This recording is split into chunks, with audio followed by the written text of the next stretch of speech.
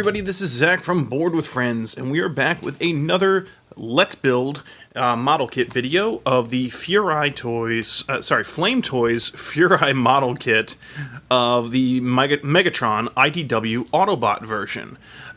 For anyone who's not familiar with why Megatron is an Autobot, you gotta go read the IDW comics. The More Than Meets the Eye comics and the Lost to Light, which is the sequel-ish series. They just renamed it. It's the same series, where Megatron becomes an Autobot.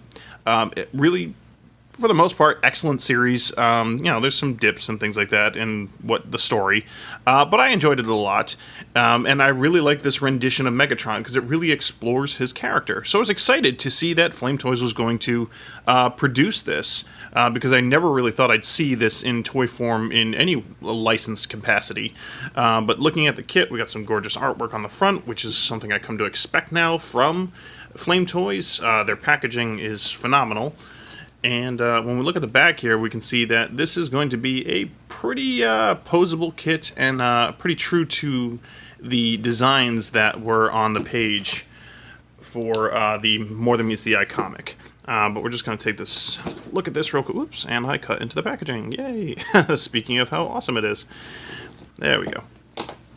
We'll just take off the plastic here, and we will take a look at the runners, and then I will build it and give you my thoughts on the kit.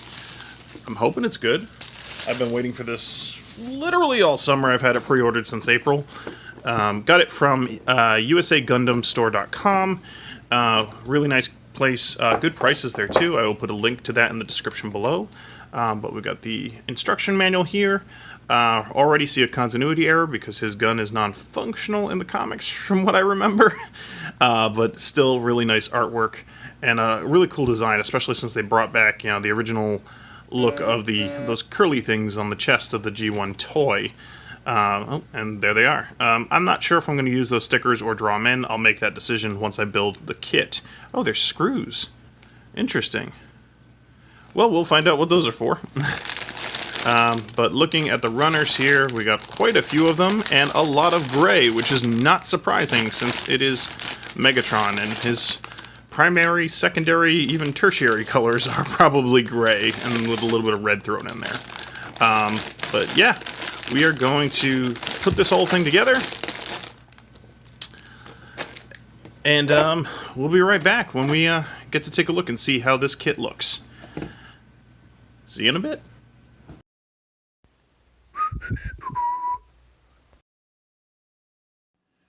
And we are back after building the model kit for Megatron IDW Autobot version. I can talk.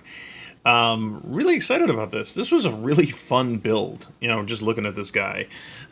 He's incredibly stocky. He looks like he just walked off the page of the More Than Meets the Eye comics, or Lost Light, whatever you want to refer to it as. It just looks fantastic. It looks like it could almost transform, which is something I really like about this guy. I didn't have to glue anything. There was one part where you had to insert a few screws, so make sure you have a micro screwdriver available to you when you build that. And really, I didn't do much detailing either.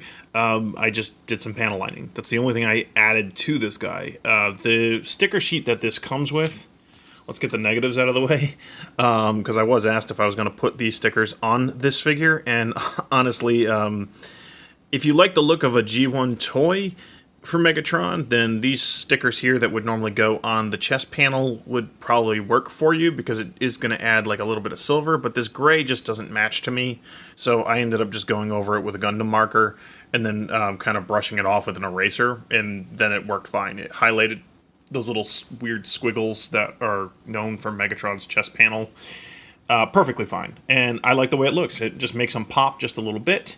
And of course, the only sticker I added was the Autobot symbol on the front, which is, for the people who are weirded out by that, that is something that happens in the comics. He does become an Autobot. The only extra pieces you get with this are some extra hands, So you get an open-faced hand for his, one open, one closed fist for each side. And then you get his gun, which you can put on the side here. This is not permanently attached. You can remove it, like so, if you wanted to. Really nice representation of Megatron's fusion cannon. It's just a block of plastic. There's nothing in it. It doesn't open and show the medical kit like he had in the comic, which is too bad, but at the same time, understandable. And when you look at this guy, he's got amazing articulation here. So his head has this almost triple joint in here that you can, move every which way. He's got a little bit of a thing going on with it where, you can turn him into Quagmire. You can turn his head all the way around. He's got some upward movement, some downward movement, but really you can get a lot of expression out of a almost expressionless face. He's got that permanent scowl on, which is right on par for Megatron. His arms have forward and back shoulder movement. You can flip it all the way around, no hindrance whatsoever. The only major hindrance in the arms is the outward movement, because this panel here doesn't really... there's a hinge in here, but it doesn't move all that much, so you can't get a ton of outward movement, which is actually okay. He can still get a lot of cool poses. You just can't go all the way out like you could with Prime or Starscream or anybody. He's got articulation here. He's got the elbow joint. You got the wrist. This does pop out fairly easily. It'll stay firm, but when you want to switch out the fist, you can. But there's a little black piece of plastic that puts inside here to hold it all in place with the gasket behind it, and that tends to come out with the hand, kind of like on Prime. It's not as hard to put back in, though, unlike on Prime, so it's fine. Then we got a lot of waist articulation, so he can move back and forth on the chest, and a full swivel here in the center, so it can turn all the way around.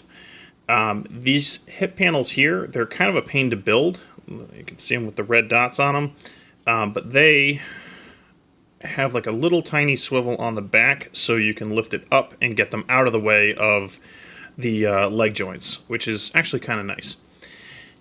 I like the way they built the chest on this one. It doesn't feel as floppy as on Starscream or on Prime, and it hasn't popped apart on me like it did on Nemesis Prime, which was a little bit of an irritation. I had to keep putting him back together, but that might be because my kids dropped him off the shelf, although they won't admit to it. I'm pretty sure they did, because there's some broken pieces on him. Anyway, moving on, arms same on each side, and you have the legs. You can't really go full forward. That's as far as he can kick forward. And that's as far as he can go back if you get this out of the way. So not a ton of leg articulation there. He can swivel all the way out, though, and do a split. And this can turn and stuff. But they got this piece on the back here that kind of blocks the movement when you're rotating his leg. I get it. It's there to make it look like the leg is all one piece. But it's a little irritating because you can't move him the way you think that he should. And his knee bend actually is a double knee bend, so he can go pretty far with that. And then you got a ton of leg armor here in details. And you got some ankle articulation, and you got a little bit of a toe, which can move up and down. Overall, I really like the look. It's stocky. It is Megatron, though, and it represents the comic the way I want it to. If this was a different iteration of Megatron, I'd probably want more articulation so I could get some more menacing poses. But because of the nature of him in this particular comic, he looks, in a way, a little less imposing. Maybe it's just the Autobot symbol. Maybe it's just my knowledge of the character. Because he's huge, and he's got this gigantic cannon. You'd think that means imposing, but really he just looks, kind of nice and cuddly, and like you want to talk to him and be his friend. I don't know. Maybe I'm just crazy. But I really like the figure, and this is probably one of the most fun builds I've had in a while of different model kits that I've done.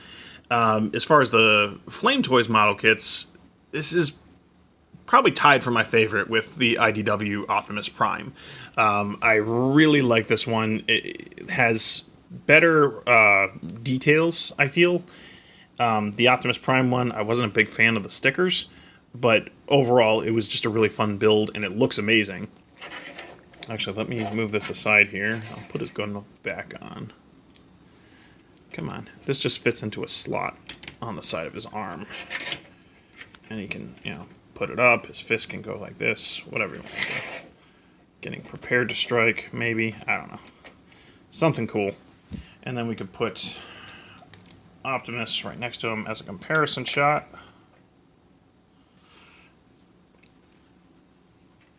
They look like they should be fighting back to back, which I really like.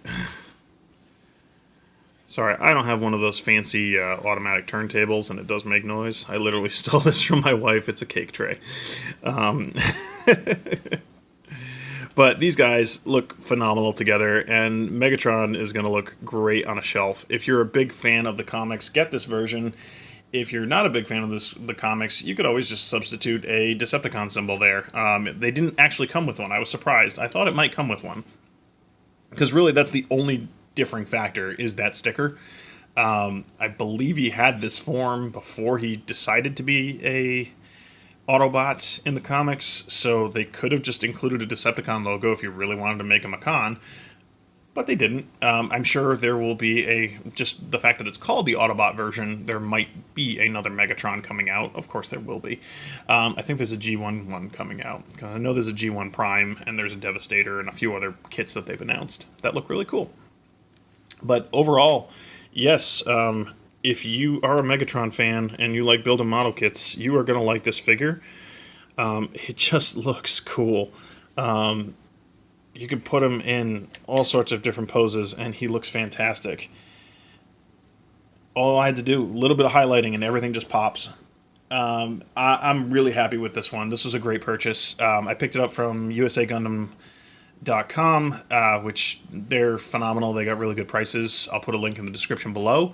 But let me know if you've got this kit, what you think of it. I'm really digging it. I think it's probably the best that they've come out with overall, as far as liking it in par with IDW Prime.